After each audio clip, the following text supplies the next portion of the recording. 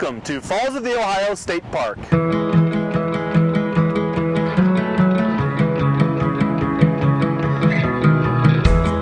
McGee family lived in a cabin similar to this one in an African-American settlement called Guinea Bottoms.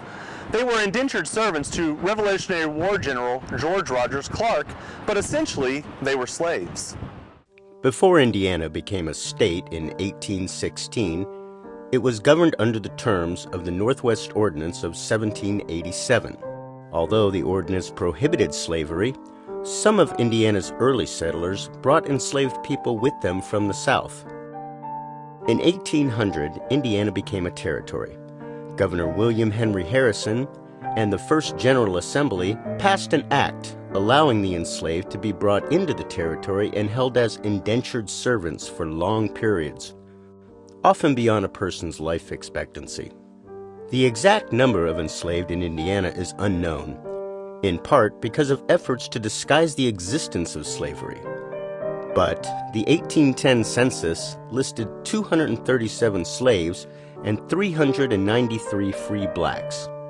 In January 1781, Virginia granted General George Rogers Clark and his men 150,000 acres of land in what is now Clark County, Indiana. Clark received an 8,000-acre allotment for himself. When Clark's father died in 1799, his brother William, who forged a path to the Pacific Ocean with Meriwether Lewis, inherited most of their father's estate to protect it from George's creditors. Included in the estate were slaves that George inherited. Because slavery was forbidden in the Indiana Territory, it was common practice for slave owners to free their slaves and then immediately place them into indentured servitude. In this way, early Hoosiers circumvented the prohibition of slavery. One such example was Ben McGee. On December 10, 1802, William Clark freed Ben in Jefferson County, Kentucky. The following day, Ben was indentured to William for 30 years. In return, Ben was given $1, a mule, and a small plot of land when his indenture expired.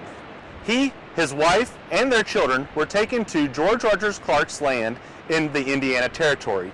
Here they lived in Guinea Bottoms, located near the Clark Cabin site.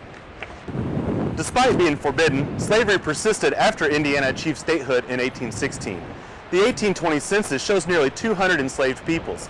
It wasn't until after the Civil War and the 13th Amendment that slavery was abolished throughout the United States.